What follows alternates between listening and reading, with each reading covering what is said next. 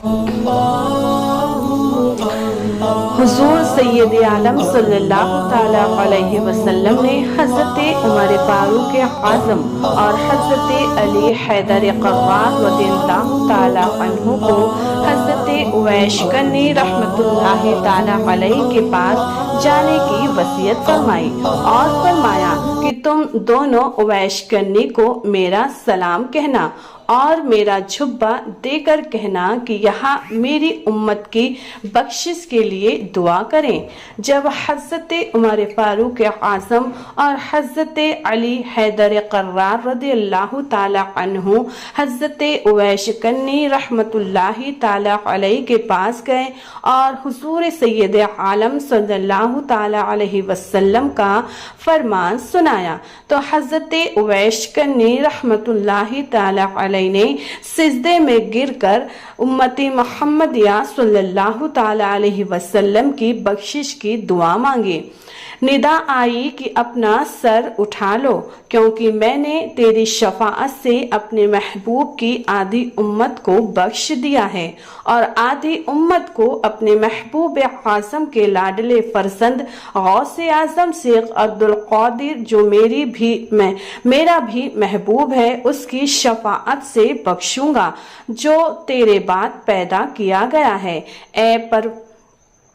پیدا ہوگا۔ حضرت اویس کرنی رحمت اللہ تعالی علیہ نے عرض کیا اے پروردگار تیرا وہاں محبوب بندہ کون ہے اور کہاں ہے کہ میں اس کی زیارت کروں؟ ندا آئی فی مقعدی صدقی عند ملکی مقتدر، ترجمہ سچ کی مجلس میں عظیم قدرت والے بادشاہ کے حضور یعنی رب عظیم کی بارگاہ میں حاضر ہے، مقام پر ہے، وہاں میرا محبوب ہے اور میرے محبوب اعظم محمد مصطفیٰ صلی اللہ تعالی علیہ وسلم کا بھی محبوب ہے۔ وہ قیامت تک کے لیے زمین والوں کے لیے حجت ہوگا، یعنی جس کو دیکھ کر یہاں معلوم ہوگا کہ کائنات کا کوئی پیدا کرنے والا ہے، اور صحابہ اکرام اور ائمہ اسلام کے علاوہ تمام اگلے اور پچھلے اولیاءوں کی گردنوں پر اس کا قدم ہوگا اور جو اسے قبول کرے گا میں اس کو دوست رکھوں گا۔ حضرت اویس کرنی رحمت اللہ تعالی علیہ نے یہ سن کر اپنی گردن جھکا دی اور عرض کیا اے پروردگار عالم میں بھی اسے قبول کرتا ہوں۔ حضرت حسن بصری رحمت اللہ تعالی علیہ، محمد ابن احمد سعید ابن زری الزوزانی رحمت اللہ تعالی علیہ نے اپنی کتاب روضۃ النواظر و نجحۃ الخواطر کے 6 باب میں ان اولیاء کرام کا ذکر فرمایا ہے جنہوں نے سرکار غوث اعظم رضی اللہ تعالی عنہ کی غوثیت کے مرتبات کی شہادت دی ہے۔ حضرت محمد ابن احمد سعید بیان کرتے ہیں کہ سرکار غوث اعظم رضی اللہ تعالی عنہ سے پہلے اولیاء اللہ میں سے کوئی بھی سرکار غوث اعظم رضی اللہ تعالی عنہ کا ممکن نہ تھا، بلکہ ان اولیاء کرام نے سرکار غوث اعظم رضی اللہ تعالی عنہ کی آمد کی خوشخبری دی۔ انہیں میں سے حضرت بصری رحمت اللہ تعالی علیہ جنہوں نے اپنے زمانے سے لے کر سرکار غوث اعظم شیخ عبدالقادر جیلانی بغدادی رحمت اللہ تعالی عنہ کے زمانہ مبارک تک صاف لفظوں میں بیان فرما دیا ہے کہ جتنے بھی اولیاء اللہ گزرے ہیں سبھی نے سرکار غوث اعظم شیخ عبدالقادر جیلانی بغدادی رحمت اللہ تعالی عنہ کی بشارت دی ہے۔ شیخ امام حسن عسکری رحمت اللہ تعالی عنہ نے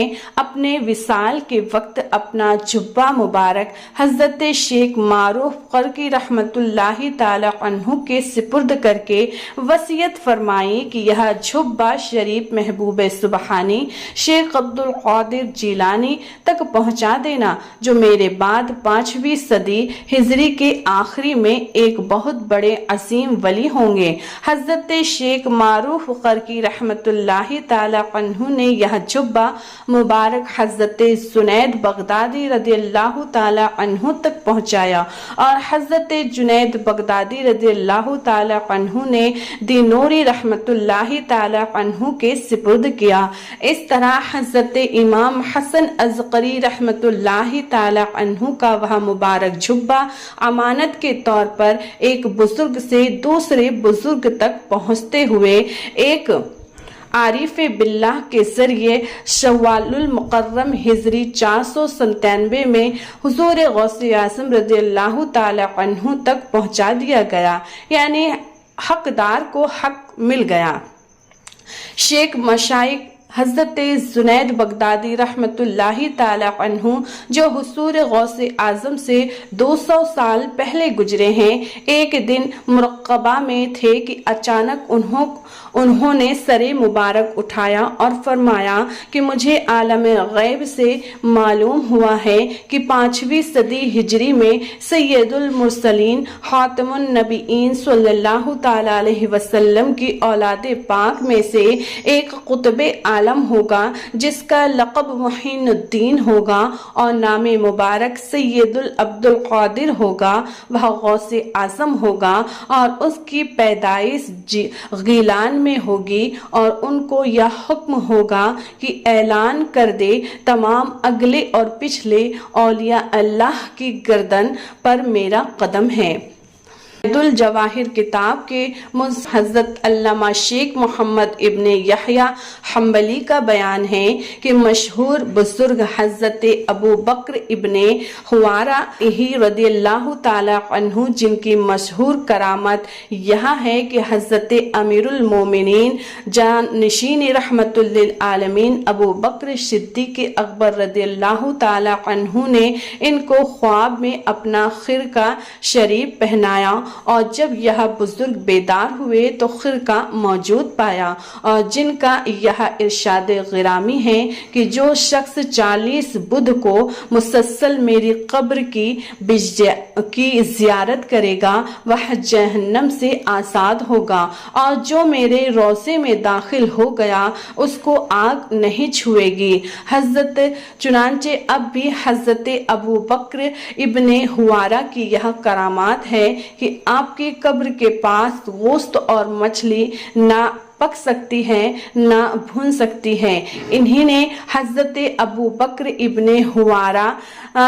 ہی نے برسوں پہلے یہ غیب کی خبر دی تھی کہ عراق میں 8 اولیاء ولایت کے اوتاد کے درجے پر فائز ہوں گے، جن کے نام یہاں ہیں: معروف قرقی، احمد ابن حنبل، بشر حافی، منصور ابن عمارہ، جنید بغدادی، سری سختی، سہیل ابن عبداللہ تستری اور عبد القادر جیلانی۔ جب لوگوں نے دریافت کیا کہ حضور یہ عبد القادر جیلانی کون ہے تو حضرت ابو بکر ابن حوارہ نے فرمایا کہ یہ ایک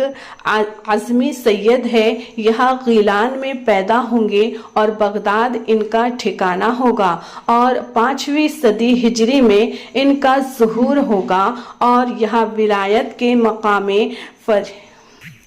مقام فردیت کی ایسی بلند منزل پر فائز ہوں گے کہ ایک دن وہ منبر پر اعلان فرمائیں گے کہ میرا یہ قدم تمام اولیاء اللہ کی گردن پر ہے، تو تمام گزرے ہوئے اور موجود اولیاء اکرام ادب سے اپنی اپنی گردنیں جھکا کے عرض کریں گے کہ اے غوث اعظم، بلکہ آپ کا قدم مبارک ہمارے سر اور ہماری آنکھوں پر بھی ہے۔ اسی طرف اشارہ کرتے ہوئے حضرت مولانا جلیل الرحمن رضوی رحمت اللہ تعالی علیہ نے فرمایا، جو کہ فرماتے ہیں کہ دوش اولیاء پر ہے قدم تیرا، لیا سر کو جھکا کر سب نے طلبہ غوث اعظم کا۔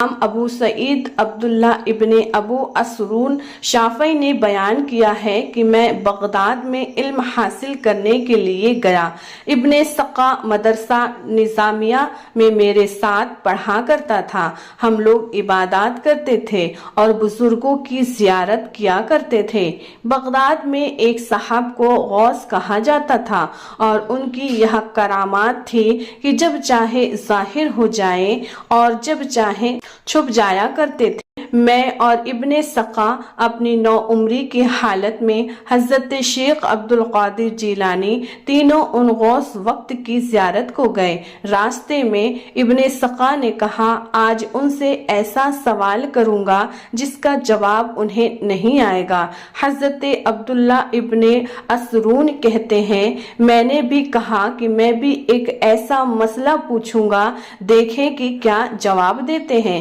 حضرت شیخ عبد القادر قدس سرہ السامی نے فرمایا، معاذ اللہ، اللہ کی پناہ کہ میں ان کے سامنے ان سے کچھ پوچھوں، میں تو ان کے دیدار کی برکتوں کا منتظر رہوں گا۔ جب ہم اس غوث وقت کے یہی حاضری ہوئی، جب ہماری ان غوث وقت کے یہاں حاضری ہوئی تو ان کو اپنی جگہ نہ دیکھا، تھوڑی دیر میں دیکھا تشریف فرما ہے۔ ابن سقا کی طرف غصے سے دیکھا اور فرمایا، تیری خرابی اے ابن سقا، تو مجھ سے ایسا سوال کرے گا جس کا مجھے جواب نہ آئے۔ تیرا سوال یہاں ہے اور اس کا جواب یہاں ہے، بے شک میں کفر کی آگ تجھے بھڑکتی دیکھ رہا ہوں۔ پھر میری یعنی حضرت عبداللہ کی طرف نظر کی اور فرمایا کہ تم مجھ سے مسئلہ پوچھو گے، دیکھو میں کیا جواب دیتا ہوں۔